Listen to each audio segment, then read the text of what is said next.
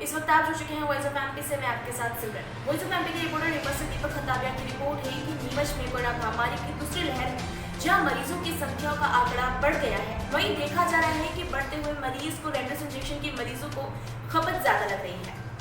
वहीं drug inspector पूजा भावर का भी कहना है कि नीमच जिला मुख्यालय पर प्राइवेट और सरकारी चिकित्सालय में प्रतिदिन 200 रेमडेसिविर इंजेक्शन की जरूरत पड़ती है, लेकिन हमें उसका आधा ही मिलता है।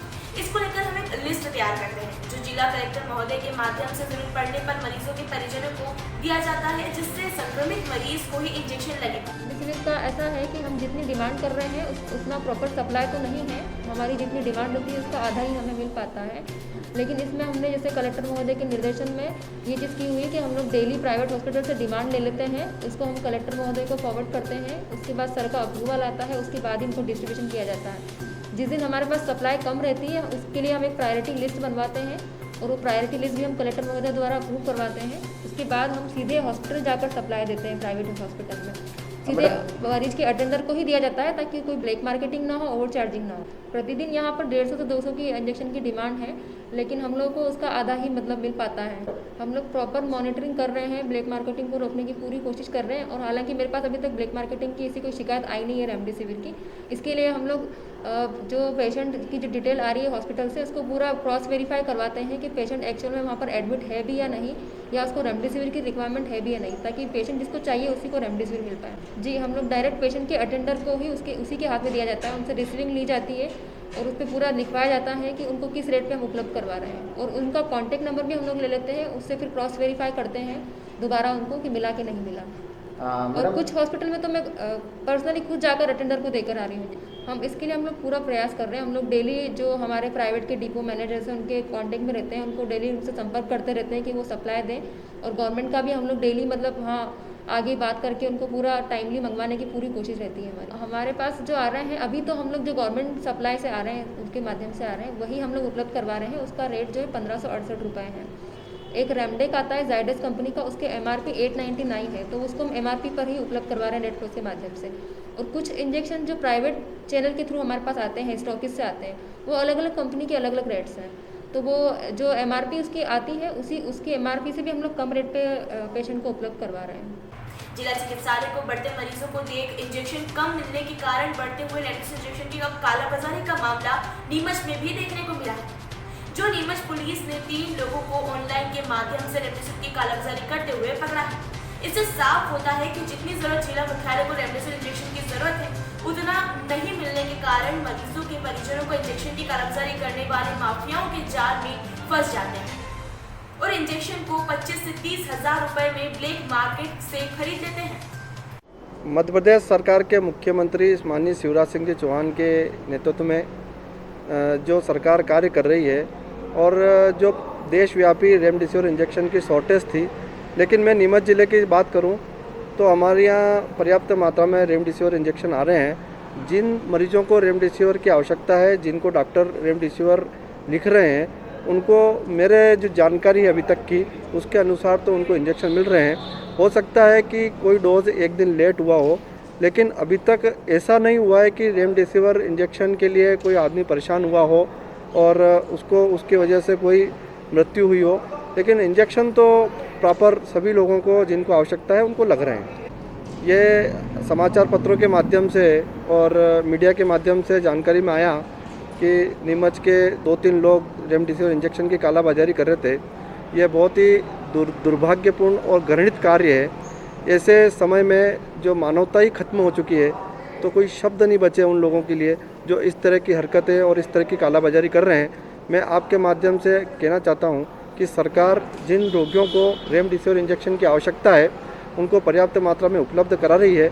अगर किसी को आवश्यकता लगती है तो माननीय मंत्री जी, हमारे ओम प्रकाश अखलेचा जी, विधायक जी, सांसद जी, सब लोग यहाँ पर नीमच में मौजूद हैं, हर समय फ़ोन पर उपलब्ध हैं।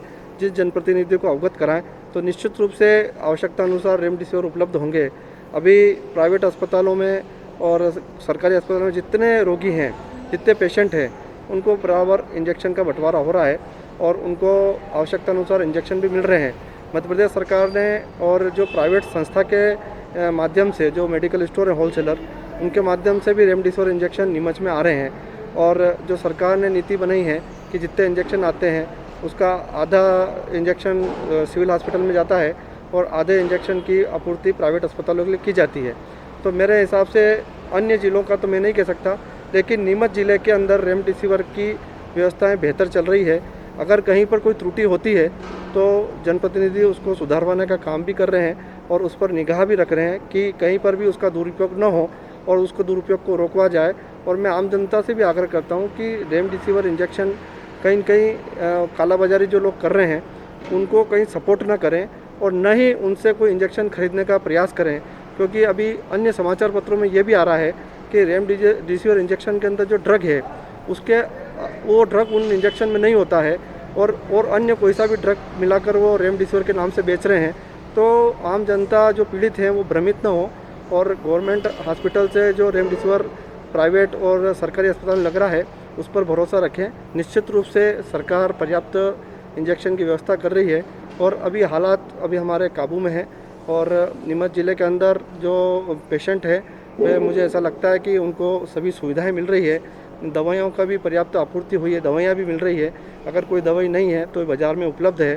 इस तरह से सरकार की जो कार्यशैली है वो ठीक है और वर्तमान समय में हमारे ज़िले की स्थिति अच्छी है। तो मैं आपके माध्यम से ये कहना चाहता हूँ कि थोड़ा संयम बरते, निश्चित रूप से कोरोना के ऊपर हम विजय प्राप्त करेंगे। कि रेमडेसिविर ये इंजेक्शन का कालाबाजारी शुरू से चल रही है और हमें देखने में आ रहा है और अखबारों के माध्यम से और आपके चैनल के माध्यम से भी मालूम पड़ता है हम लोगों को कि ये बाज़ार में बहुत ऊंची कीमत में मिल रहा है। लेकिन आ कहाँ से रहा है इसकी खोज खबर भी हम लोगों को करनी चाहिए। खाली जैसे गवर्नमेंट हॉस्पिटल से डीआई के माध्यम से ये सप्लाई हो रहा है और उसको जो देते हैं वहाँ की एक लिस्ट जाती है, उस लिस्ट के आधार पर ये आवंटित होता है। अब बीमार के पास ये इंजेक्शन पहुँचता है, उसको लगता है कि नहीं लगता है ये किसने देखा। ये कालाबाजारी वहीं से चालू होती है। क्या लगाया क्या नहीं लगाया कौन लगा रहा है किसी को नहीं मालूम। न तो हम उसका वायल वापस लेते हैं और जो बाहर से इंजेक्शन आते हैं वो भी अरेंज हो रहे हैं और लगा रहे हैं, उसका बिल भी हम नहीं देखते हैं कि आप कहाँ से खरीद के लाए हो, किस एजेंसी ने दिया है आपको। बस खाली आया और लगा दिया और लगा कि नहीं लगा ये भी नहीं मालूम। तो मेरा ये मानना है कि शासन और वहाँ पर स्थायी जो लोग हैं और बीमारों के साथ तो कोई रहने देते ही नहीं है, कोविड वालों के साथ में उसकी क्या सुनिश्चित करें कि उनको इंजेक्शन लग रहा है। ये ऑनलाइन जैसे भी रजिस्ट्रेशन होता है तो व्हाट्सएप पे ही आता है और वो लोग क्या है गूगल के माध्यम से इसको तलाश कर लेते हैं, फिर उनसे वो कॉन्ट्रैक्ट करते हैं और नहीं मिलता तो बेचारे मजबूरी में लेते हैं। ये स्थिति चल रही है। तो पुलिस प्रशासन को और खुफिया विभाग को और विशेष तौर से उन लोगों को तैयार करना चाहिए जो इसके अंदर शामिल हैं, तभी हम लोग पकड़ सकेंगे, वरना बहुत मुश्किल है और ये हेरा फेरी चलती रहेगी और लोगों के जान के साथ खिलवाड़ होता रहेगा। तो ये थी इस वक्त की अपडेट। ऐसी हर छोटी से बड़ी अपडेट्स के लिए बने रहे हमारे साथ। धन्यवाद।